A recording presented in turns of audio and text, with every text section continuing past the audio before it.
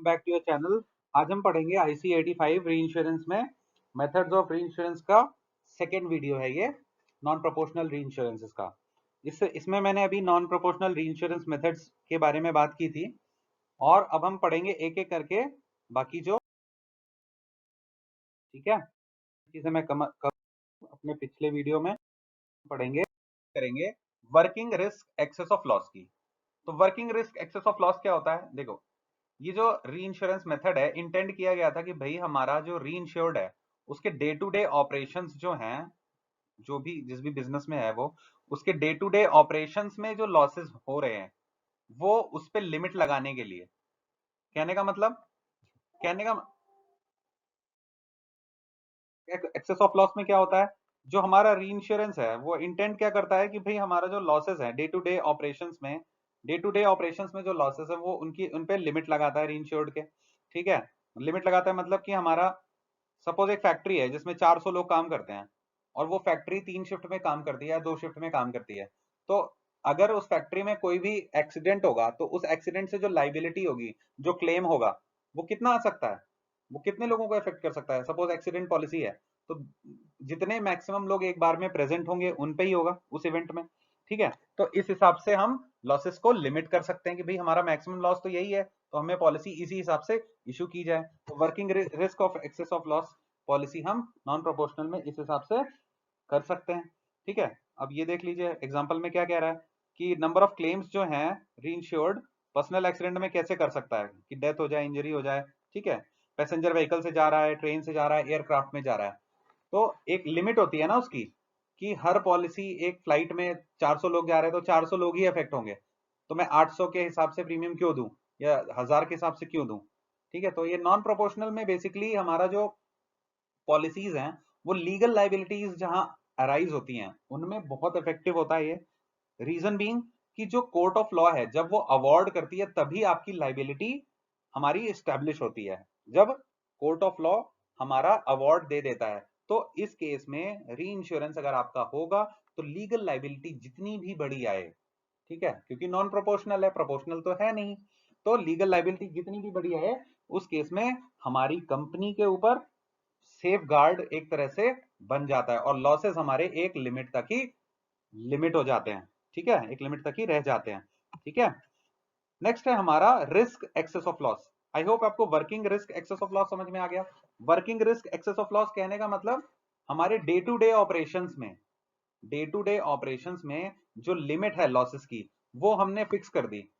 हमारी फैक्ट्री थी 400 लोगों की, लेकिन हमने उसमें फिक्स कर दिया कि 200 ही लोग किसी भी टाइम पे प्रेजेंट हैं और अगर एक्सीडेंट होगा तो एनी टाइम एक्सीडेंट हुआ तो 400 लोग इफेक्ट नहीं होंगे, 200 ही होंगे। तो मैं अपनी working risk excess of loss policy किसी फैक्ट्री के किस हिसाब से लूंगा, 200 के हिसाब से लूंगा, भले मेरे लोग 400 क्यों ना हो। ठीक है, ये जस्ट एक एग्जांपल है, इससे आपको अंडरस्टैंडिंग मिलेगी। ठीक है, नेक्स्ट हम बात करेंगे रिस्क एक्सेस ऑफ लॉस की, कि रिस्क एक्सेस ऑफ लॉस क्या होता है। ठीक है, working risk excess of loss ये हो गया, इसके बाद हम बात करेंगे रिस्क एक्सेस ऑफ लॉस की। तो risk excess of loss insurance में जब प्राइमरी इंश्योरर चाहता है कि वो अपना लॉस पर रिस्क या पर पॉलिसी लिमिट कर ले। ठीक है, रिस्क एक्सेस ऑफ लॉस में क्या कह रहा है, मैं एक इंश्योरर हूं ए, अब मैं ये चाहता हूं कि मैं जो भी पॉलिसीज इशू करूं हर पॉलिसी पे या हर रिस्क पे मेरा जो लॉस है वो स्पेसिफिक हो जाए कि भाई मैं हर पॉलिसी पे 5000 मेरा मान लो मैं दूंगा और 5000 के ऊपर अगर 7000 आता है लॉस तो 2000 कौन देगा, री इंश्योरर देगा। या तो मैं पर पॉलिसी फिक्स कर लूं या मैं पर रिस्क फिक्स कर लूं कि अगर पर्सनल एक्सीडेंट लॉसेस हुए तो मैं 5000 रुपए पर्सनल एक्सीडेंट लॉसेस के 5000 तक तो मैं बियर करूंगा और 5000 के ऊपर वो बियर करेगा, है ना। या पर्सनल एक्सीडेंट रिस्क को मैं कवर करूंगा, इस लिमिट तक करूंगा। ठीक है, तो पर रिस्क एक्सेस ऑफ लॉस हमारा एक ऐसा री इंश्योरर है जो इंश्योरर को प्रोटेक्ट करता है अगेंस्ट सिंगल लॉस या risk insured up to a specified amount, एक स्पेसिफिक अमाउंट तक उसको सेफगार्ड देने के लिए हम risk excess of loss reinsurance ले सकते हैं। ठीक है, कंपनीज की बात हो रही है यहाँ पे। ओके, नेक्स्ट हम बात करेंगे सरप्लस फैकल्टेटिव या फैकल्टेटिव एक्सेस ऑफ लॉस री इंश्योरेंस। वो क्या होता है, आई होप ये चीज आपको समझ में आ गई होगी। रिस्क एक्सेस ऑफ लॉस क्या है, ठीक है, पर रिस्क हमारा फिक्स कर दिया कि पर पॉलिसी ये होगा या पर रिस्क हम कितना रिटेन करेंगे, और उसके ऊपर हमारा चला जाएगा आगे रीइंश्योरर के पास। फैकल्टेटिव या और facultative excess of loss reinsurance, देखिए इसको मैं बहुत इजीली से समझाऊंगा आपको। सरप्लस फैकल्टेटिव और फैकल्टेटिव एक्सेस ऑफ लॉस, देखिए फैकल्टेटिव का क्या मतलब है, मैं जब पॉलिसी रीइंश्योरेंस की लूंगा तो रीइंश्योरेंस क्या कहेगा, मैं वो बोलेगा कि मैं चेक करूंगा कि इसमें कितना रिस्क है। फैकल्टेटिव मतलब हर पॉलिसी हर रिस्क को वो ट्रीटी के थ्रू नहीं लेगा कि भाई मैंने मतलब इंश्योरर ने ले ली पॉलिसी तो अब रीइंश्योरेंस को लेना जरूरी है, ऐसा नहीं है। He will see the risk and then decide. ठीक है, फैकल्टेटिव में डिसाइड करने की अपॉर्चुनिटी रहती है। तो अगर कोई इंश्योरेंस कंपनी है वो 100 पॉलिसीज अगर री इंश्योरेंस की लेती है, ठीक है, तो री इंश्योरेंस की 100 पॉलिसीज में सब में तो बराबर रिस्क होता नहीं है, ठीक है, लेकिन 5 पॉलिसीज ऐसी होती हैं जिनमें एबनॉर्मल रिस्क होता है, ठीक है, 5-7 पॉलिसीज ऐसी होती हैं जिनमें एबनॉर्मल रिस्क होता है। तो इन 5-7 पॉलिसीज के एबनॉर्मल रिस्क की वजह से कोई एक ऐसा वन ऑफ इवेंट हो सकता है कि भाई इतना बड़ा लॉस आ जाए कि हमारा जो री इंश्योरेंस का सॉल्वेंसी मार्जिन है वो अफेक्ट हो जाए, ठीक है, और हमारा पूरा का पूरा प्रॉफिट निकल जाए। तो इन 5-7 पॉलिसीज के लिए हमारा ट्रीटी से हटके नॉन प्रोपोर्शनल में सरप्लस फैकल्टेटिव या फैकल्टेटिव एक्सेस ऑफ लॉस री इंश्योरेंस लिया जाता है। ये लिया क्यों जाता है कि भाई ये 5 से 7 पॉलिसीज के किसी एक वन ऑफ इवेंट में हमारा जो है एक्सेस लॉस आ जाए और हम बाकी 95 93 पॉलिसीज का जो प्रीमियम है वो भी गंवा बैठे। इससे बचने के लिए हम क्या लेते हैं, सरप्लस फैकल्टेटिव और फैकल्टेटिव एक्सेस ऑफ लॉस री इंश्योरेंस, जिसमें हम ये डिफाइन करते हैं कि भाई ये मेरा रिस्क है, इसमें एबनॉर्मली रिस्क मतलब कैपेसिटी है और इसका जो लॉस है वो काफी गहरा असर छोड़ सकता है कंपनी पे। Then in that cases we have to take surplus facultative and facultative excess of loss reinsurance, है ना, ट्रीटी से हटके हमें नॉन प्रोपोर्शनल में ये री इंश्योरेंसेस लेने चाहिए। अब हमारे इन इन दोनों टाइप के री इंश्योरेंसेस में क्या होता है भाई, डिडक्टिबल्स एग्री किए जाते हैं कि भाई ठीक है अगर लॉस आ गया तो इतना डिडक्टिबल आपका हो, और हमारी जो कवर की जो लिमिट्स हैं वो भी डिसाइड की जाती हैं कि सपोज एविएशन इंश्योरेंस है, ठीक है, अभी एविएशन की क्या बात करूं, एनटीपीसी का एक प्रोजेक्ट था, देखिए अभी जोशीमठ बहुत ज्यादा चर्चा में है, तो एनटीपीसी का एक प्रोजेक्ट था जिसमें टनलिंग का काम चल रहा था, 200 मजदूर मर गए थे। तो वो प्रोजेक्ट काफी इफेक्ट हुआ था जब ये टनलिंग कर रहे थे और जमीन धंस गई थी, तो फ्लैश फ्लड्स आ गए थे जिसकी वजह से इनका काफी 60-70-80-100 करोड़ का नुकसान हो गया था। अब ऐसे केसेस में जहां एक साथ ही एक एक इवेंट से भारी वन ऑफ इवेंट से लार्ज लॉस आ सकता है, उस केस में क्या लेना होता है कि हमें सरप्लस फैकल्टेटिव या फैकल्टेटिव एक्सेस ऑफ लॉस री इंश्योरेंस लेना होता है, और उसमें हमें डिडक्टिबल्स पहले ही बताने होते हैं, ठीक है, डिसाइड करने होते हैं कि ये मेरा डिडक्टिबल इतना है कि मैं 70 करोड़ का, अगर यहाँ पे 70 से 100 करोड़ का लॉस है तो I will my deductible priority या अंडरलाइंग मेरी 10 करोड़ है, ठीक है, 10 करोड़ के ऊपर री इंश्योरेंस भाई तुम आ जाना एंड देन तुम टेक ओवर कर लेना एंड हेल्प कर देना। बट अगर ये इतना बड़ा रिस्क है तो इसकी टर्म्स एंड कंडीशंस किस बेस पे होनी चाहिए, हमारे फैकल्टेटिव बेस पे होनी चाहिए। री इंश्योरर को पूरा राइट होगा सारे रिस्क उसके समझने का, क्योंकि ट्रीटी से हटके होगा। फैकल्टेटिव, जहां पे वर्ड फैकल्टेटिव आ जाता है वहां पे आपकी ट्रीटी की चीज हट जाती है, ठीक है, तो आपको एक एक रिस्क उसमें डिफाइन करना पड़ेगा, आपको उसको समझाना पड़ेगा और समझना पड़ेगा, ठीक है। तो ये हमारा हो गया फैकल्टेटिव, सरप्लस फैकल्टेटिव और फैकल्टेटिव एक्सेस ऑफ लॉस री इंश्योरेंस। इसके बाद हम बात करेंगे कैटास्ट्रॉफी। देखिए सरप्लस कब लेंगे और कैटास्ट्रॉफ कब लेंगे, दोनों में आप कई बार कंफ्यूज हो सकते हो, तो इसको थोड़ा सा ध्यान रखिएगा, ठीक है। नेक्स्ट हम बात करेंगे कैटास्ट्रॉफिक एक्सेस ऑफ लॉस री इंश्योरेंस। मतलब बढ़िया चीज है ये कि कैटास्ट्रॉफ एक्सेस ऑफ लॉस क्या होता है, इसे हम कैट कैट एक्सएल भी बोलते हैं, ठीक है, catastrophic excess of loss reinsurance. अब देखिए ऐसे समझिए कि ये एक सिटी है, ठीक है, अब इस सिटी में 100 लोग हैं, समझिएगा, ठीक है, वो इंश्योरेंस कंपनी है, मैं ए एक री इंश्योरेंस कंपनी है, ठीक है। अब इसमें 100 लोग हैं या 1000 लोग हैं, कुछ भी लोग हैं, इनके घर हैं, इनकी कार है, ये फ्लाइट पे भी ट्रैवल करते हैं, ठीक है, इनके अदर अदर एसेट्स हैं, उनका भी इन्होंने इंश्योरेंस ले रखा है, इन्होंने हर चीज का इंश्योरेंस ले रखा है, ठीक है, लाइफ इंश्योरेंस भी है इनका, इनका हर टाइप का इंश्योरेंस है। अब क्या हुआ कि इस सिटी में भयंकर अर्थक्वेक आ गया। अब अर्थक्वेक जब आएगा, ठीक है, या फ्लड आ गए या साइक्लोन आ गए, तो एक साथ क्या होगा, सपोज ए कंपनी ने ही उसको क्या बेचा है, ए कंपनी ने ही उसको आपका प्रॉपर्टी इंश्योरेंस भी बेचा, ठीक है, कार इंश्योरेंस भी बेचा, लाइफ इंश्योरेंस भी बेचा, ठीक है, तमाम टाइप के इंश्योरेंस बेचे, हेल्थ इंश्योरेंस भी बेचा, बहुत सारा जनरल इंश्योरेंस कंपनी है। तो अब इसने क्या किया कि भाई अर्थक्वेक आ गया या फ्लड आ गया या साइक्लोन आ गए, तो इसके सारे रिस्क एक साथ ट्रिगर हो गए।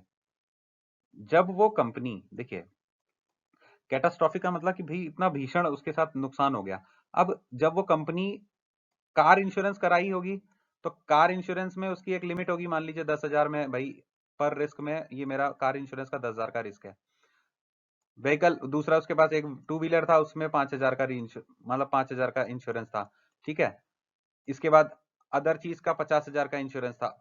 ऐसे से करके इसका हर रिस्क डिफाइन था। अब क्या हुआ कि कैटास्ट्रॉफ आने की वजह से ये सारे रिस्क एक साथ हो गए। अब जब सारे रिस्क एक साथ हो गए, तो ये सारा सम इंश्योर्ड आ गया। अब वो पर रिस्क की कैपेसिटी से, किसी एक रिस्क की जो कैपेसिटी थी, जो रिटेंशन थी इंश्योर्ड की, उसको एक्सीड कर गया। तो जो हमारा इंश्योरर है, उसके उसके ऊपर बहुत बड़ा कैटास्ट्रॉफिक, क्या कहते हैं, आपदा आ गई है ना, आपदा आ गई। अब उस आपदा से बचने के लिए वो क्या करेगा, वो catastrophic excess of loss insurance ले लेगा कि भाई मेरा एक्यूमुलेशन ना हो, ठीक है, या एग्रीगेशन ना हो। एग्रीगेशन से बचने के लिए वो catastrophic excess of loss cover लेगा। अब देखिए इसकी प्रोबेबिलिटी कितनी है कि अर्थक्वेक उस सिटी में बार बार आ रहा है, इसकी प्रोबेबिलिटी कितनी है कि उस सिटी में फ्लड बार बार आ रही है या साइक्लोन बार बार आ रहा है। तो इसके सारे हमारे जो फैक्टर्स हैं, इनको ट्यून अप करके देख के तब डिसाइड किया जाता है कि हम कौन सा कवर कितने परसेंटेज बेसिस पे इशू करेंगे, ठीक है। बेसिकली कैटास्ट्रॉफिक मतलब एक भीषण आपदा आ गई, ऐसी आपदा आ गई जो जिसने सब कुछ, सारे पॉलिसीज को ट्रिगर कर दिया, सारे रिस्क को ट्रिगर कर दिया। ऐसा बहुत ही कम होता है, ठीक है, इसलिए इसकी टर्म्स एंड कंडीशंस अलग तरह से चलती हैं। But catastrophic excess of loss हमारा रीइंश्योरर को प्रोटेक्ट करता है, इंश्योरर को प्रोटेक्ट करता है, रीइंश्योर्ड को प्रोटेक्ट करता है कि भाई उसके किसी एक इवेंट से उसके लॉसेस का एग्रीगेशन ना हो, एक्यूमुलेशन ना हो, ठीक है। इनसे बचने के लिए वो catastrophic excess of loss reinsurance cover ले लेता है। I hope I have made myself very clear. Next हम बात करेंगे स्टॉप लॉस या excess of loss ratio reinsurance, कि स्टॉप लॉस या excess of loss ratio reinsurance क्या होता है हमारा। स्टॉप लॉस या एक्सेस ऑफ लॉस रेशियो, अब देखिए एक कंपनी है, उसके एग्जांपल लेते हैं कि 1, 2 और 3 पॉलिसीज थी, ठीक है। अब इस कंपनी की जो लॉस की कैपेसिटी है वो कितनी है, वो मान लेते हैं 3 लाख है, ठीक है, 3 लाख है। अब इस पॉलिसी में अगर 3 लाख उसका सम इंश्योर्ड आ गया, क्लेम आ गया, और इसमें 2 लाख आ गया, इसमें 5 लाख आ गया, तो क्या होगा, तब क्या होगा कि भाई वो उसने अगर री इंश्योरेंस पॉलिसी स्टॉप लॉस या एक्सेस ऑफ लॉस रेशियो की ले रखी होगी, तो जैसे ही उसका 3 लाख का ट्रिगर, भले वो एक पॉलिसी में, 2 पॉलिसी में या 3 पॉलिसी में मिला के कंप्लीट होगा, उसके ऊपर जो भी इन तीनों का, जितनी भी पॉलिसीज हैं, इनका एग्रीगेट एक्यूमुलेटेड लॉस जैसे ही उस डिफाइंड परसेंटेज के ऊपर जाएगा, reinsurance will come into play and pay all the losses above that agreed percentage, ठीक है। इसीलिए इसका नाम है स्टॉप लॉस या excess of loss ratio reinsurance. अब हम पढ़ते हैं इसको कि भाई this form of reinsurance limits the aggregate amount of loss the reinsure would lose on a given class of business. अब क्लास ऑफ बिजनेस क्या है भाई, कोई भी एक क्लास ऑफ बिजनेस की बात कर लें, ठीक है, या ओवरऑल ले लें, किसी एक क्लास ऑफ बिजनेस की बात करते हैं। अगर एविएशन इंश्योरेंस ले रहा है, तो एविएशन इंश्योरेंस में अगर मैंने बोला कि 30%, ठीक है, तो 30% के ऊपर जितने भी लॉसेस होंगे, अगर मेरा टोटल उन सारी पॉलिसीज का जो भी लॉस है उसका 30% आ गया, मान लो 10 पॉलिसीज थी जिसमें मेरा 4 पॉलिसीज में क्लेम आया और वही 30% हो गया, और अब बची हुई 6 पॉलिसीज में जितना भी क्लेम आए, भले 2% आए, 10% आए, कितना भी आए, वो सारा कौन पे करेगा, वो हमारा री इंश्योरेंस पे करेगा। क्यों, क्योंकि ये जो री इंश्योरेंस है वो लिमिट करता है हमारे री इंश्योर्ड के लॉस को एनुअल पीरियड में एक्यूमुलेशन से बचने के लिए, ठीक है। डिडक्टिबल मैंने पहले ही सिलेक्ट कर लिया है कि भी परसेंटेज टर्म्स में डिफाइन कर दिया मैंने। This cover is normally expressed in percentage terms. अगर in the event of reinsured net loss ratio, अब भाई रीइंश्योर्ड का जो नेट लॉस रेशियो है for a given year rises, किसी साल किसी सर्टेन परसेंटेज से, जो एग्रीड परसेंटेज था उससे बढ़ जाता है, तो री इंश्योरेंस पे करेगा एक्सेस ऑफ दैट फिगर। और कब तक, हमारे कवर लिमिट तक, ठीक है। जब तक हमारा कवर लिमिट है, सपोज 10 करोड़ का मेरा टोटल था, ठीक है, ये कवर लिमिट थी, और क्लेम मेरा 12 करोड़ आ गया, और मैंने डिडक्टेबल 2 करोड़ ले लिया था, तो 2 करोड़ तक तो मैंने पे किया, ठीक है, एक्सेस ऑफ लॉस। 8 करोड़ री इंश्योरेंस ने पे किया, और बचा 2 करोड़ फिर मेरे पास घूम के आ गया, जो मैंने कल की वीडियो में एक्सप्लेन किया था। तो ये होता है हमारा एक्सेस ऑफ लॉस रेशियो। इसका बेसिकली मूल मंत्र क्या होता है? मूल मंत्र ये होता है कि मैं किसी गिवन क्लास ऑफ बिजनेस में, ठीक है, इंश्योरेंस में जब मैं री इंश्योरेंस लूंगा, तो उसमें जैसे ही मेरा परसेंटेज जो एग्रीड है कि इतना परसेंटेज लॉस किसी उस साल में, उस फाइनेंशियल ईयर में मेरा, मैंने लॉस एक्सपेक्ट कर रखा है कि 30% के ऊपर री इंश्योरेंस आ जाना तुम, तो वो जैसे ही 30% का ट्रिगर क्रॉस करेगा, all the losses would be paid by the reinsurance company and not the insurance company up to the agreed policy cover, ठीक है, और रिटेंशन के ऊपर जो भी होगा वो हमारा कौन पे करेगा? इंश्योरेंस कंपनी पे करेगी, ठीक है। अब ये हो गया हमारा ट्रिगर। क्या होता है भाई ट्रिगर? ये कब ट्रिगर करेगा? हमारा कोई भी परसेंटेज है, प्रीमियम्स के ऊपर हम परसेंटेज लगाते हैं कि भाई 30% प्रीमियम है, ठीक है, तो वो परसेंटेज लगता है कि भाई उसके ऊपर सारा प्रीमियम भी तो दोगे, बिना प्रीमियम दिए थोड़ी ना आपको क्लेम देना होगा, तो प्रीमियम भी आप री इंश्योरेंस को दोगे, ठीक है। तो ये आई होप ये चीज आपको क्लियर हो गई। नेक्स्ट हम बात करेंगे कि एग्रीगेट एक्सेस ऑफ लॉस री इंश्योरेंस क्या होता है। देखिए, एग्रीगेट एक्सेस ऑफ लॉस अलग होता है और एक्सेस ऑफ लॉस रेशियो अलग होता है, ठीक है। तो अब हम बात करते हैं aggregate excess of loss. Excess of loss ratio किस पे लगता है हमारा? किसी एक क्लास ऑफ बिजनेस पे, ठीक है। अब एग्रीगेट एक्सेस ऑफ लॉस की हम बात करते हैं। लॉस क्या होता है? अब एग्रीगेट एक्सेस ऑफ लॉस क्या कह रहा है?